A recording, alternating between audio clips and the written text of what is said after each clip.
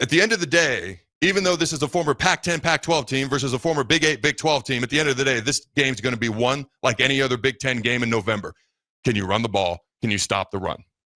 That's what it's going to come down to. The other thing to remember, if you haven't heard this stat yet, in games, in Power 4 games where Emmett Johnson carries the ball at least 20 times, we're 3-0. In the 3 games where he did not carry the ball 20 times, we're 1-2. And in those 2 games that we lost, think about them, Michigan and Minnesota, Dylan Rhule was sacked more times in those 2 losses than in the other 6 games of the year combined. What's the common denominator? Did we get the ball to one of the best running backs in the country, in the Big Ten, probably our best all-around player? And did we make the defense respect the run game, or did we not? Otherwise, we should be able to take advantage of their pass defense, but if they don't respect the run game, they're just going to tee off. And by tee off, I mean get the sack totals ready. If we can run the ball and we can keep them off balance and just complete a couple of deep balls, that changes everything. But if they know, hey, they're not running the ball, hey, they can't stretch us vertically, well, let's put like 92 guys within about 15 yards, 10 to 5 yards of the ball, and they're going to have trouble. And then, hey, you guys try to set sack records. That's how I'd look at it if I was on defense as a USC player. But if we establish the run and we can get the play action pass going and we just threaten them vertically, complete 1 or 2 early on deep passes, just over 15 yards. Doesn't have to be 50 yards. That'd be great. Not mandatory, but awesome. Then it changes everything for the rest of the game. Defensively, it's interesting because Northwestern, I think I pointed this out earlier this week. Oh, man, we got to stop their run game. We got to stop Northwestern's run game. They average 190 yards a game on the ground. Ooh, all right. USC coming in. Do you know how many they average on the ground per game, Jake? Like 200. 203. So everyone's so focused on the number 1 pass offense, number 1 total offense in the country, they rush the ball more for more yards per game than Northwestern. And I just told you what they did to Michigan and what they did to Michigan State. Michigan State's not very good. USC just went to Notre Dame, and they got owned in the trenches. Now, I will say this. Notre Dame has 2 losses this year by a combined 4 points to 2 teams that are going to end up being, I mean, A&M's already number 3 in the country, I believe. Miami's been number 2 or 3. I know they lost. But they're going to be top 5 seeds and come the college football playoff final committee rankings. Troy Dannon already told me that. You know, shot me that note. Yeah, I've already got it slotted in, Adam. He just told me. Notre Dame's pretty good. They may be, when it comes to pure physicality, they're in the conversation, maybe the most physical team in the country when it comes to the trenches. When you got Jeremiah Love, who's just redonkulous, that helps. There's so many key matchups to watch. Our pass defense versus their pass offense. USC people believe that despite Caleb Williams was the number 1 overall draft pick, the Heisman Trophy winner. By the way, Lincoln Riley, of the last 8 Heisman Trophy winners, he's produced almost 50% of them. 3 of them. That's crazy. I don't even think that's legal. He's produced 3 number 1 overall draft picks in the last 8 years as well. And a Super Bowl MVP in Jalen Hurts and another Heisman finalist in Jalen Hurts. No college football coach has ever produced 3 number 1 overall NFL draft picks before. That's all exciting. Our number 1 pass defense for most of the year. What can Dillon do versus their 80th ranked pass defense? It's going to come down to running the ball.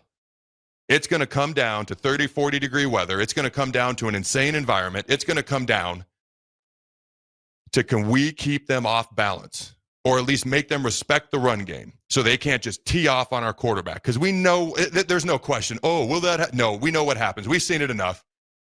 We've seen it enough against teams that don't have the athletes they do. And they're not like a phenomenal defense, but they're vastly improved. Since they took D'Anton Lynn from UCLA 2 years ago, vastly improved, but they're not some phenomenal defense. You can't be a phenomenal defense, have the 80th ranked pass defense in the country.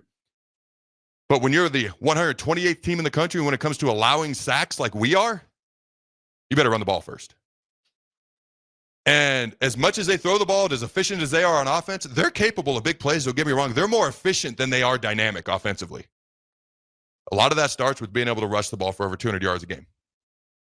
If we can at least limit them under 150, would you consider that a success? Under 150? Like 149.4, so you can't even round up? I think so. Now, they are a little bit banged up at running back. Go ahead, talk about that. So there is that. Wayman Jordan, their starting running back, has been out for a couple of weeks, not expected to be in.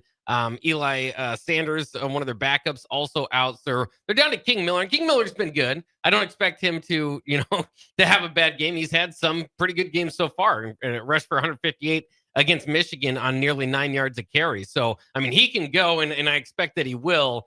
Obviously, in my mind, I mean, part of it would be that, yes, that could be a success, but I mean, what are we talking about here? We're talking about the big runs.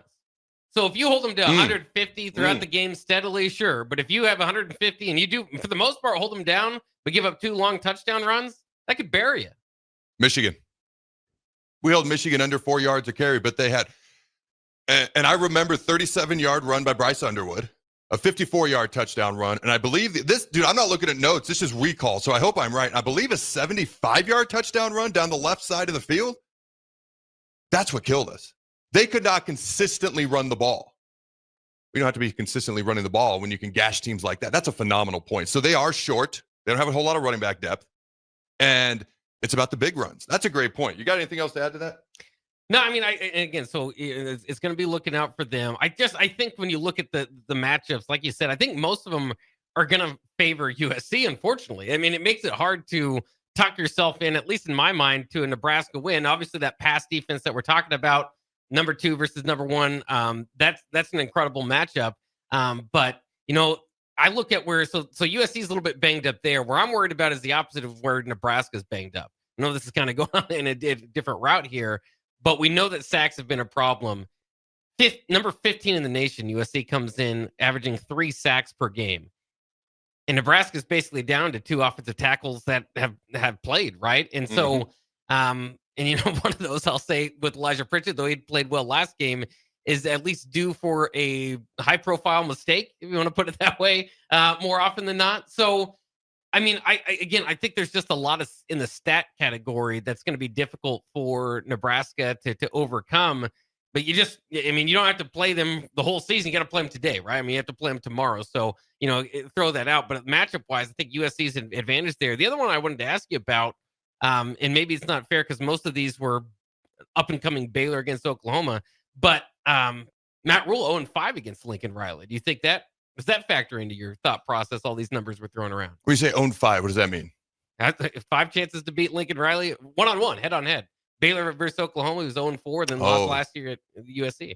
I thought you said like 0-5, like 0-5. I was like 0-5, like a 5-knuckle shuffle, or what are we talking about here? Oh, 0-5. I much prefer the 0-7 Lincoln Riley going 2+ time zone away. Right, yeah. I like that.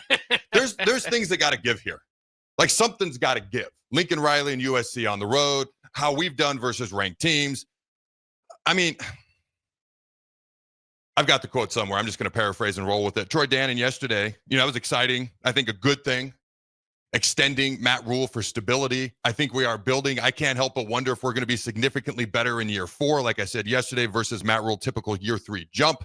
I'd be okay with that. Still got to get to 8 wins. I'm not moving the goalposts like Jake. Just get to a bowl game. That's success. No, it's not. No, it's not. Not against this schedule, ladies and gentlemen. I'm not moving the goalposts. You want to rebuttal real quick? I don't want to.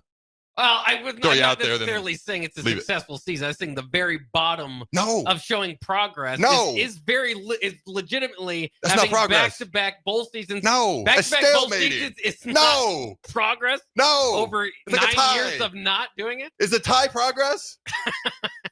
I think consistently showing you can go to a bowl games is progress. It's not what I expect or what I want, and I don't think Nebraska fans would be happy if they lose their final 5 games of the year. I'm just saying it's very much at least something that hasn't been done since Bo Pelini. Nobody's been to back-to-back bowl games. I guess Mike Riley was with a 5-7 record. Bad News Bach came out there for a second. Keep his ugly head once in a while. We can debate that after the game on USC, after the game on Monday after USC about progress and what's successful and what's not.